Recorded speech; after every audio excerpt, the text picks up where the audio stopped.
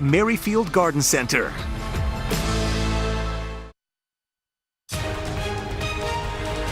Good morning, America. This morning, ordered to jail.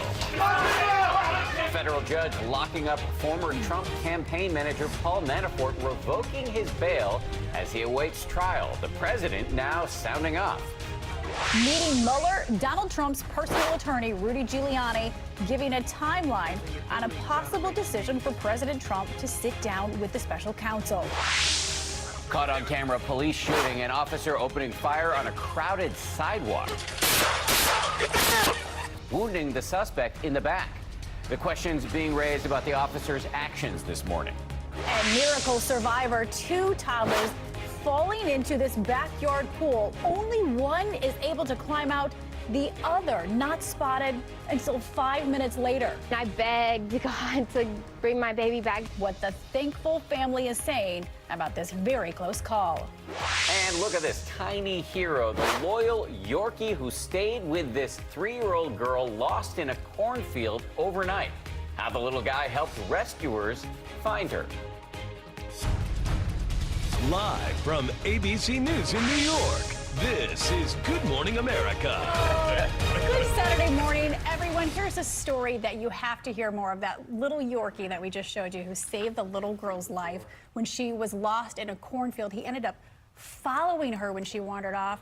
We're going to tell you how the dog saved her life. Adrian's got that story coming up. Can't wait to tell you about it. It's a business opportunity because the dog's going to be charging much higher babysitting rates going forward. Wait, I didn't know dogs could babysit. They can, apparently. We'll be talking about that with Adrian coming up, but we're going to start here with some breaking weather news, including both storms and extreme heat, and Rob is, of course, tracking it all. Hey, man, good morning. Good morning, Dan. Hello, Paula. Great to be with you. We do have some thunderstorms this morning across the Midwest, rolling through Madison, Wisconsin, Chicago overnight, and we had some heavy rain with these.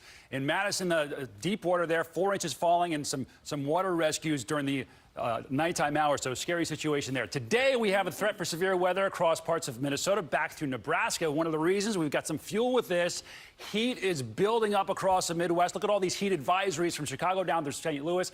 With the humidity, we'll easily be in the 90s, if not over 100 today, tomorrow, and then building into the Northeast on Monday. A lot of schools still in session, a lot of folks without AC, and certainly the first big heat of the summer is always a shock to the system. Dan, back to you. Indeed, much more from you coming up, Rob. Thank you. We turn now, though, to politics and a stunning reversal of fortune for Paul Manafort, the man who ran President Donald Trump's campaign for months, is waking up in a jail this morning. Manafort was carted off to jail on Friday to await trial. Among the charges that he faces, money laundering and fraud. They're all allegations he denies. This is all part of the Russia investigation. And ABC's chief law and justice correspondent, Pierre Thomas, is on the story for us this morning. Pierre?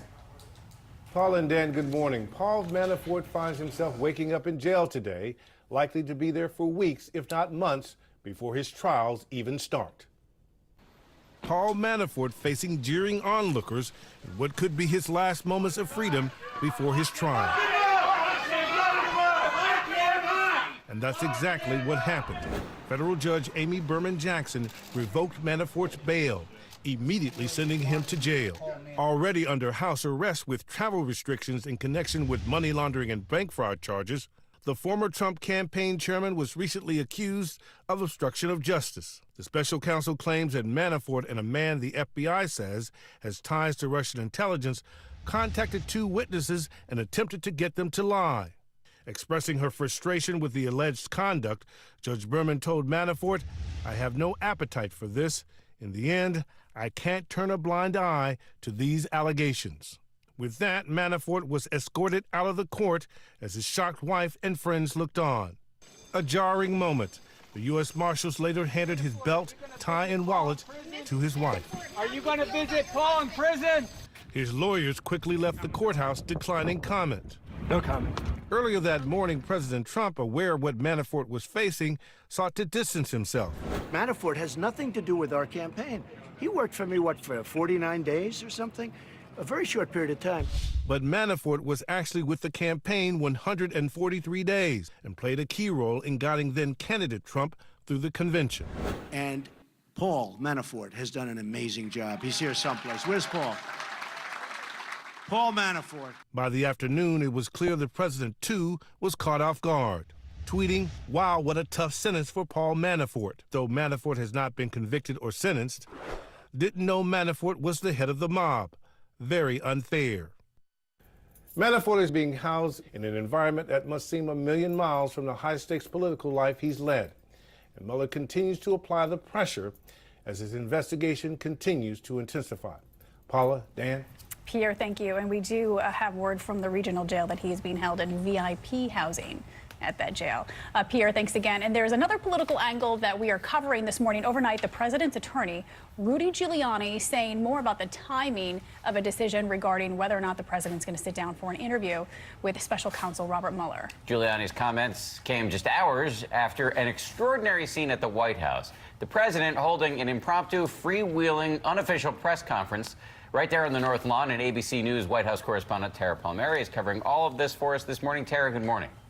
Good morning, Dan and Paula. The president is still riding high from that summit with Kim Jong-un and playing up the hit to the FBI and the Inspector General's report. He and his legal team seem to be fired up and on the attack.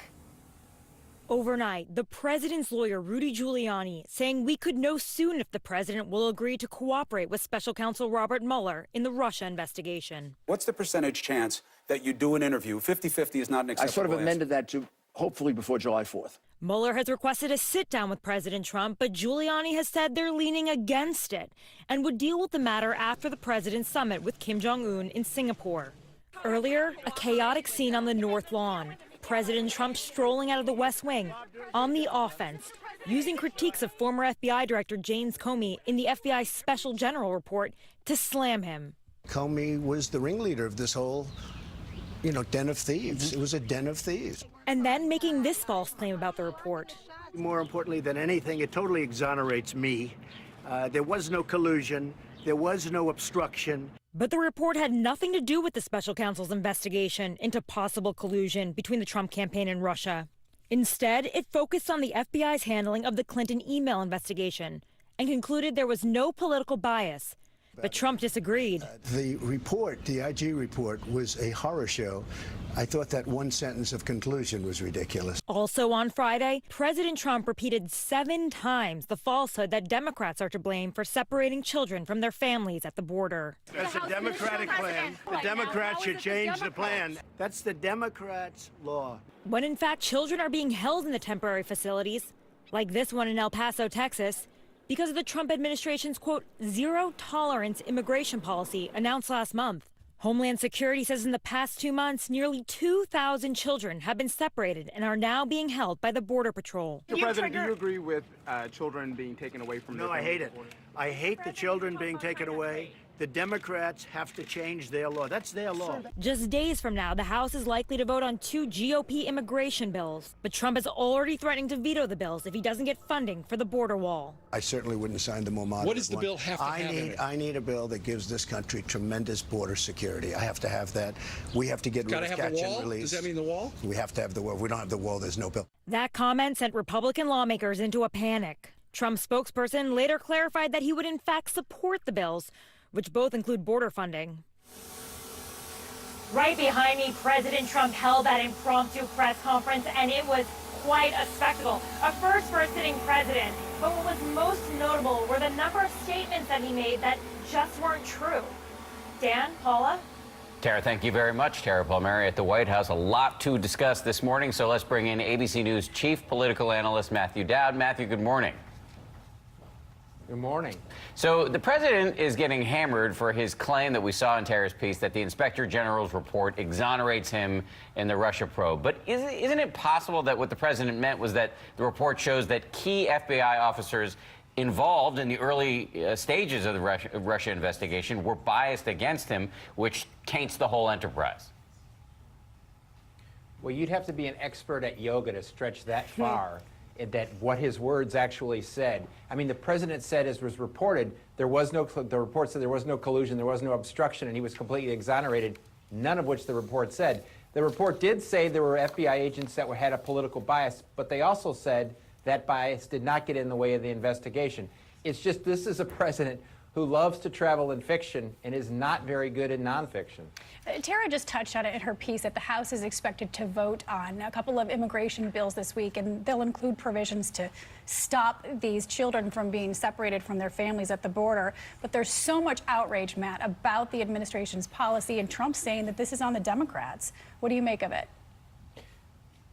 Well, it's another example. The president, with one swipe of his pen, could end this policy tomorrow. He could do it. One would tell the Homeland Security and ICE that they no longer want the families separated. So I think what the president is really saying is I'm going to continue to allow this to happen until the Republicans and the Democrats in Congress give me what I want. So really what's happening is these kids are being taken away from their families in order to be held hostage for a bill on immigration the president wants. It really is at best, despicable what's going on the border. And what he really wants at the end of the day is money for that wall, correct?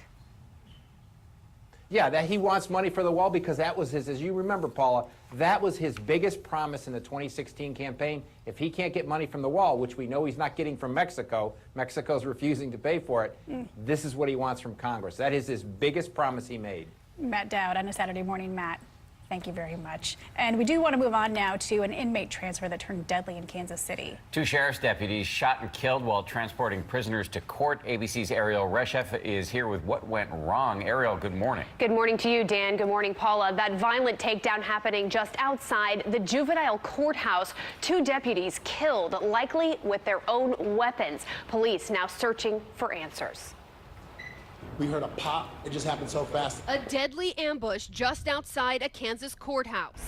11:15 a.m. Friday, 2 officers transporting prisoners for a hearing when they were overcome by an inmate in a gated area next to the building. It is very possible that with their own firearm, they were both shot. 35-year-old Deputy Patrick Rohrer, a 7-year veteran of the force, killed. And overnight, 44-year-old Deputy Teresa King, who served 13 years, passed away from her injuries in the hospital. The suspect, also wounded in the struggle, rushed into surgery. The courthouse immediately put on lockdown. Somebody from the parking lot started screaming, telling us to run back inside. Shots fired, get back inside now. The area cordoned off. Doors were locked. We were locked inside of a courtroom. Authorities combing surveillance video for clues about what may have sparked the violent confrontation. This is a courthouse building, so there is video. We will be looking at that video. And as you heard there, the investigation is ongoing. This is the 4th incident in 3 years where law enforcement officers have been shot in that same county. Police say they are not looking for other suspects at this time. Yes, some investigation needed in that county. Ariel, thank you very much. In Florida this morning, an investigation into a terrifying roller coaster accident that sent 2 riders plunging to the ground and stranded many other people. We now know that ride was inspected just hours before it derailed, and ABC's Steve Osinsami has the very latest. State investigators this morning are searching for answers at this amusement ride in Daytona Beach after the roller coaster slipped off its tracks nearly 35 feet above ground. The roller coaster completely broke off. We need an ambulance, please. The Sandblaster roller coaster is an institution on the boardwalk here. Passengers strapped inside the falling cars feared for their lives. 2 were thrown from their seats. Everyone started screaming.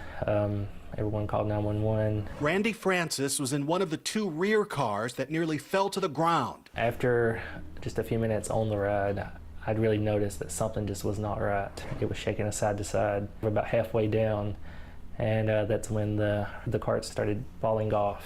Authorities had to bring in a team that specializes in high-rise rescues. They had to use pulleys to get everyone off the ride. In all, 9 people had to be rushed to a nearby trauma center. So 2 cars of the roller coaster fell down. They're still hanging, actually, at this moment. Earlier that day, state inspectors gave the ride a passing grade, saying it was in compliance with state law. The ride has failed inspections in the past, but those problems were corrected. The state is now trying to figure out exactly what went wrong, saying that anyone who should be held accountable will be. Dan and Paula. Steve Osinsami, thank you for that report. Let's send things over to Ron Claiborne for a look at the news. Good morning, Ron. Hi, Paula. Good morning to you.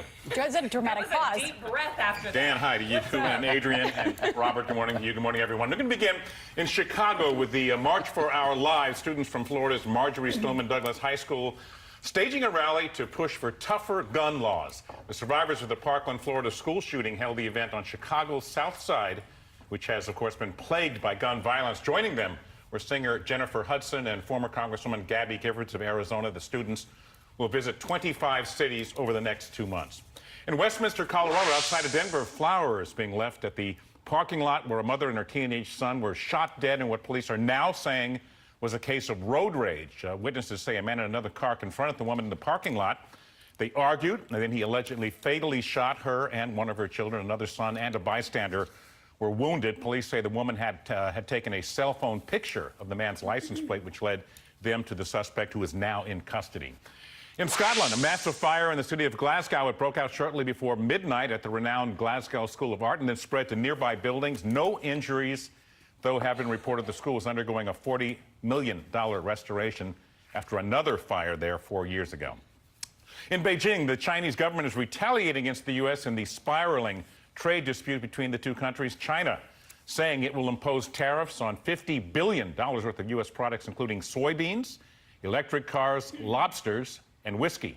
This in response to the Trump administration's tariff hikes of $50 billion on Chinese imports. In Overland Park, Kansas, near Kansas City, this security video in a community center, that's a 5-year-old boy in front of a sculpture. Yep, the sculpture goes down. The boy is okay, the sculpture not okay. The community center says it's a total loss. They are demanding that the family of that child reimburse them the $132,000 the sculpture is worth. The family says the sculpture should have been better secured. We were talking about this earlier. How about that? Yeah. That's rough. Okay. And cute cub alert, not the Chicago Cubs, but from Colorado Springs, Colorado.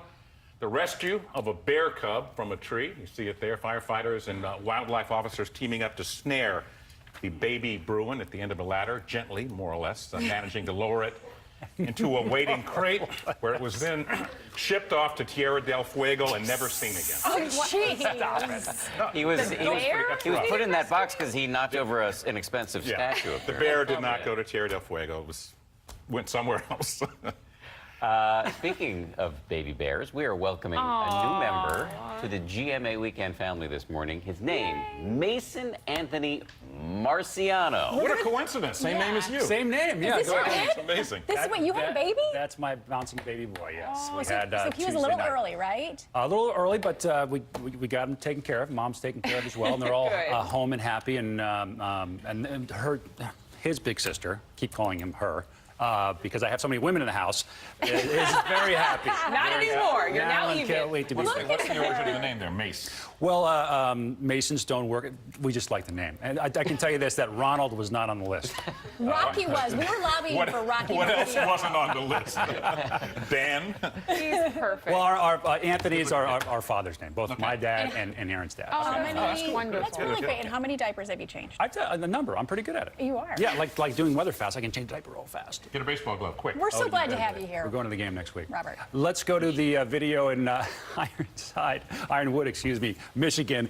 Rainfall yesterday was heavy, and we're going to get another batch moving through the same area today and tomorrow. Stationary boundary, kind of just hanging out. That's what these stall boundaries do. We've got firestorms that are firing up along it. So throughout the day today, they'll do that, and throughout the overnight period tonight and through tomorrow. And then we're looking really from Denver all the way back through Green Bay.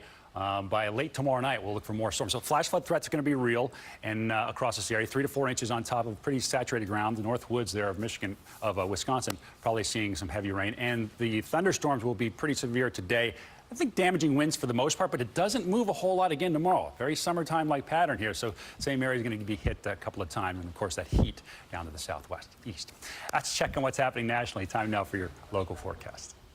Well, we're off to a cool start this morning and very comfortable with temperatures in the mid-50s to low 60s. A perfect pool forecast this afternoon. Lots of bright sunshine, temperatures in the mid-80s. Make sure you apply the sunblock. Now for tomorrow, partly to mostly cloudy skies for your Father's Day. In addition, we could be tracking an isolated pop-up thunderstorm tomorrow. I wouldn't cancel any outdoor activities, but just have that plan in place where you can move indoors pretty quickly. Early half of the week, the heat continues to build with temperatures approaching 100 Monday. Stop it. That's why we didn't pick it.